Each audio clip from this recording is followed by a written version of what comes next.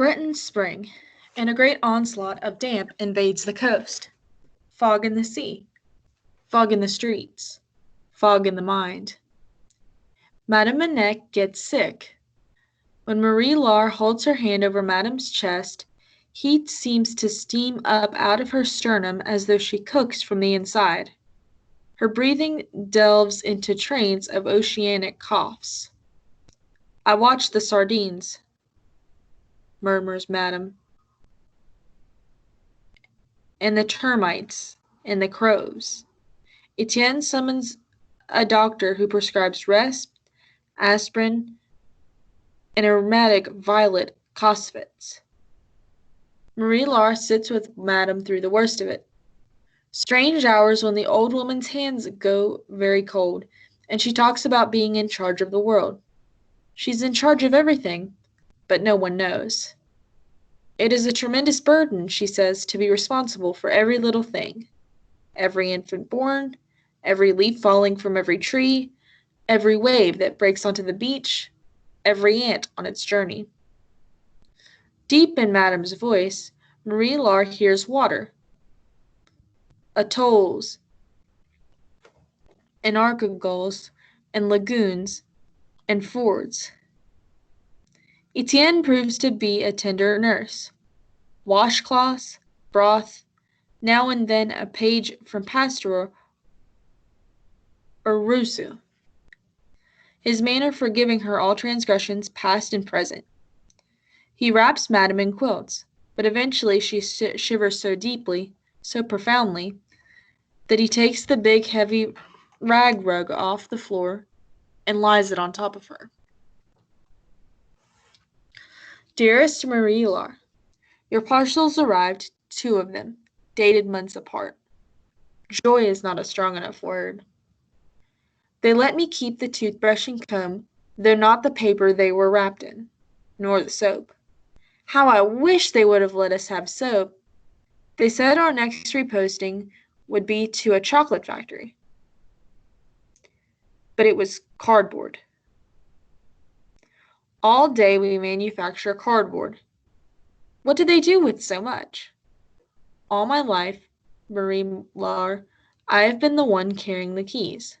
Now I hear them jingling in the mornings when they come for us, and every time I reach in my own pocket, only to find it empty. When I dream that I am in the museum. Remember your birthdays? How there were always 2 things on the table when you woke? I'm sorry it turned out like this. If you ever wish to understand, look inside Jen's house, inside the house. I know you will do the right thing, though I wish the gift were better. My angel is leaving, so if I can get this to you, I will. I do not worry about you because I know you are very smart in keeping yourself safe. I am safe too, so you should not worry. Thank Etienne for reading this to you. Thank in your heart the brave soul who carries this letter away from me and on its way to you. Your Papa. Von Rumpel's doctor says that fascinating research has been done on mustard gases, that the anti-tumor properties of any number of chemicals are being explored. The prognosis is looking up.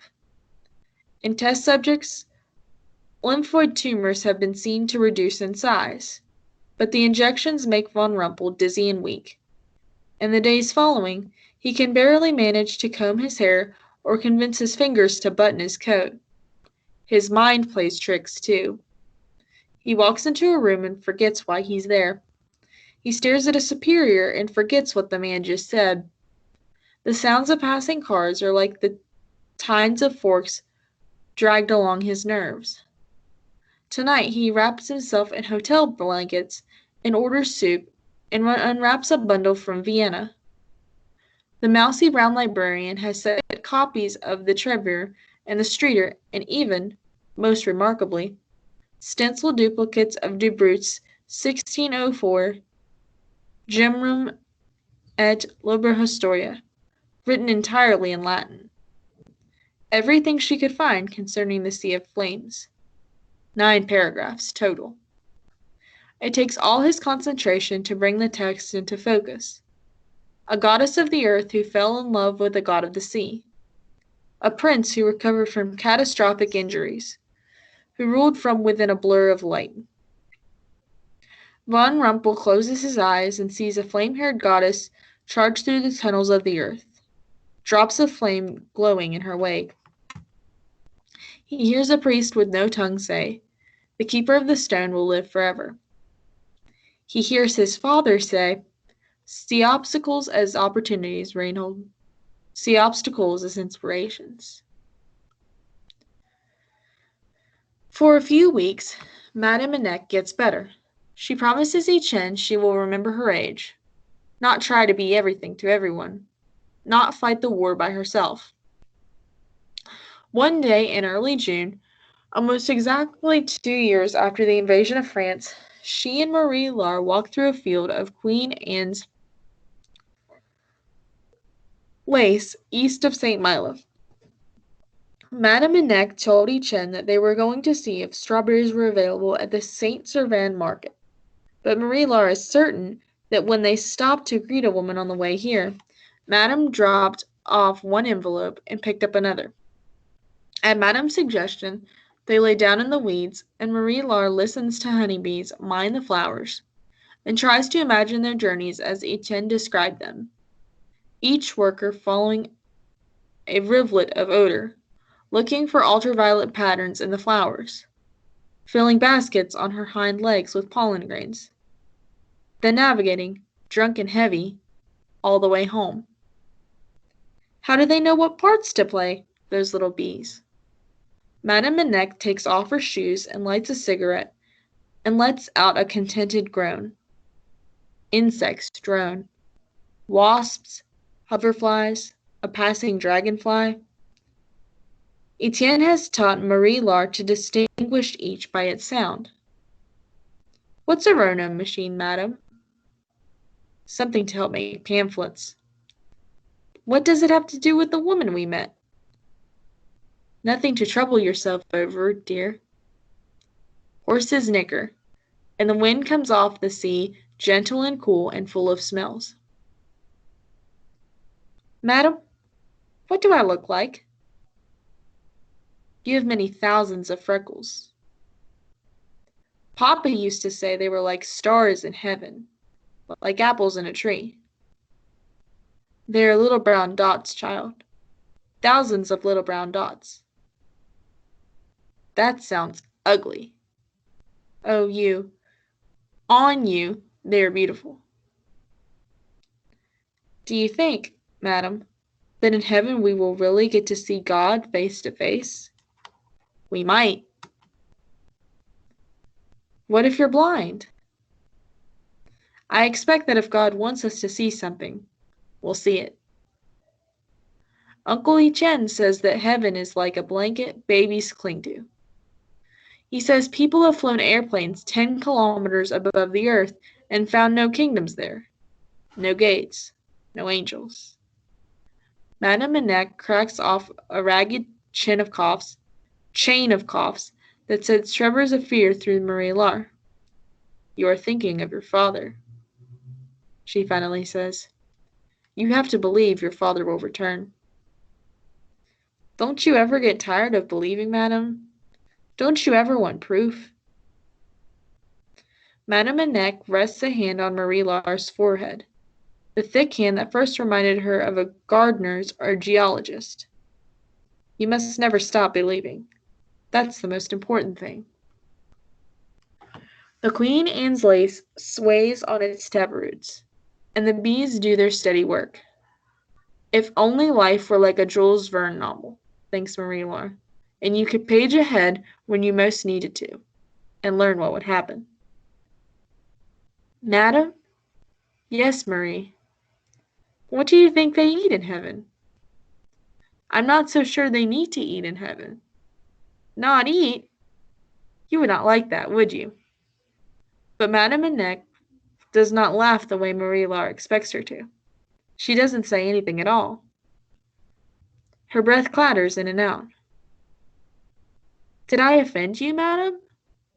No, child. Are we in danger?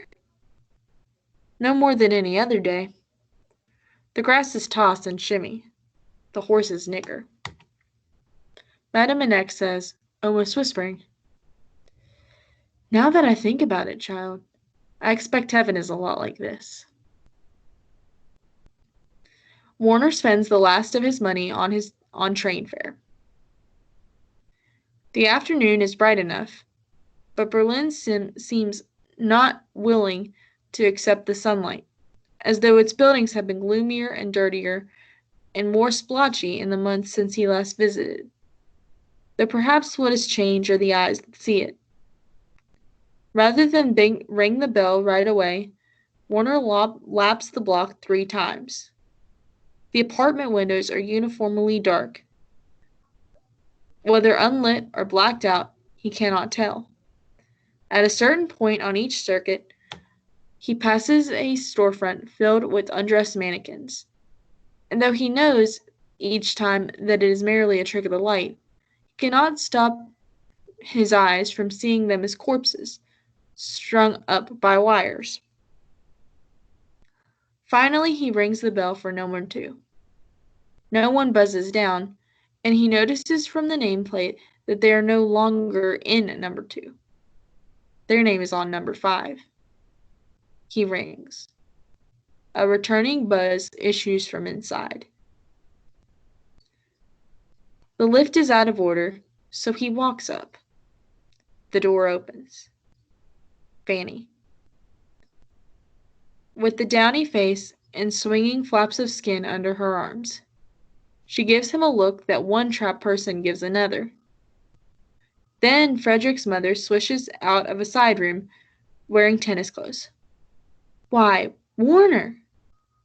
She loses herself momentarily in troubled reverie, surrounded by sleek furniture, some of it wrapped in thick wool blankets. Does she blame him? Does she think that he is partially responsible? Perhaps he is? But then she comes awake and kisses him on both cheeks, and her bottom lip quivers lightly, as if his materialization has prevented her from keeping certain shadows at bay. He won't know you. Don't try to make him remember. It will only upset him. But you are here. I suppose that's something. I was about to go. Very sorry I cannot stay. Show him in, Fanny. A maid leads him into a grand drawing room. Its ceilings aswirl with plaster flourishes. Its walls painted a delicate eggshell blue. No paintings have been hung yet, and the shelves wait empty, and cardboard boxes stand open on the floor. Frederick sits at a glass-topped table in the back of the room, both table and boy looking small amid the clutter. His hair has been combed hard to one side, and his loose cotton shirt has hunched up between his shoulders so that his collar is skewed. His eyes do not rise to meet his visitors. He wears his same old black flame glasses. Someone has been feeding him, and the spoon rests on the glass table, and blobs of porridge cling to Frederick's whiskers and his placemat, which is a woolen thing featuring happy pink-cheeked children in clogs. Warner cannot look at it. Fanny bends and pushes 3 more spoonfuls into Frederick's mouth and wipes his chin, folds up his placemat, and walks through a swinging door into what must be a kitchen. Warner stands with his hands crossed in front of his belt. 1 year. More than that. Frederick has to shave now, Warner realizes. Or someone has to shave him. Hello, Frederick. Frederick rolls his hand back and looks toward Warner through his front smudge lenses down the line of his nose. I'm Warner. Your mother said you might not remember. I'm your friend from school. Frederick seems not so much to be looking at Warner as through him. On the table is a stack of paper, on top of which a thick and clumsy spiral has been drawn by a heavy hand. Did you make this? Warner lifts the topmost drawing. Beneath the page is another, then another, 30 or 40 spirals, each taking up a whole sheet, all in the same severe lead. Frederick drops his chin to his chest, possibly a nod. Warner glances around. A trunk, a box of linens, a pale blue of the walls, and the rich white of the wainscot. Late sunlight glides through tall French windows, and the air tastes of silver polish. This fifth-floor apartment is indeed nicer than the second-floor one. The ceiling's high and decorated with punch tin and stucco flourishes. Fruits, flowers, banana leaves. Frederick's lip is curled, and his upper teeth show a string of jewels drool swings from his chin and touches the paper. Warner, unable to bear it a second longer, calls for the maid. Fanny peeks out of the swinging door. Where, he asks, is that book? The one with the birds? And the gold slipcover? I don't think we have a book like that. No, you did. Fanny only shakes her head and laces her fingers across her apron. Warner lifts the flaps of boxes, peering in. Surely it's around here. Frederick has begun to draw a new spiral on a blank sheet. Maybe in this? Fanny stands beside Warner and plucks his wrist off the crate he's about to open. I do not think, she repeats, we ever had a book like that. Warner's whole body has started to itch. Out the huge windows, the linens toss back and forth. The light fades. An unlit sign atop a building 2 blocks away reads, Berlin Smokes Jonas. Fanny has already retreated back into the kitchen. Warner watches Frederick create another crude spiral, the pencil locked in his fist. I'm leaving Sepulveda, Frederick. They're changing my age and sending me to the front. Frederick lifts the pencil, studying, then reapplies it. Less than a week. Frederick works his mouth as if to chew air. You look pretty, he says. He does not look directly at Warner, and his words are close to moans. You look pretty. Very pretty, Mama. I'm not your mama, hisses Warner. Come on now. Frederick's expression is entirely without edifice. Somewhere in the kitchen, the maid is listening. There's no other sound. Not of traffic, or airplanes, or trains, or radios, or the specter of Frost Fishburger rattling the cage of the elevator. No chanting, no singing, no silk banners, no bands, no trumpets, no mother, no father, no slick-figured commandant dragging a finger across his back. The city seems utterly still, as though everyone is listening, waiting for someone to slip. Warner looks at the blue of the walls and thinks of birds of America. Yellow-crowned night heron, Kentucky warbler, scarlet tanger, bird after glorious bird. And Frederick's gaze remains stuck in some terrible middle ground, each eye a stagnant pool in which Warner cannot bear to look. In late June 1942, for the first time since her fever, Madame Manette is not in the kitchen when Marie Laure wakes. Could she already be at the market? Marie-Laure taps on her door, waits 100 heartbeats. She opens the rear door and calls into the alley. Glorious warm June dawn. Pigeons and cats. Screech of laughter from a neighboring window. Madam? Her heart accelerates. She taps again on Madame Annet's door. Madam? When she lets herself in, she hears the rattle first, as though a weary tide stirs stones in the old woman's lungs. Sour odors of sweat and urine rise from the bed. Her hands find Madame's face, and the old woman's cheek is so hot that Marie-Laure's fingers recoil as though scalded. She scrambles upstairs, stumbling, shouting, "Uncle! Uncle!" The whole house turning scarlet in her mind, roof turning to smoke, flames chewing through walls.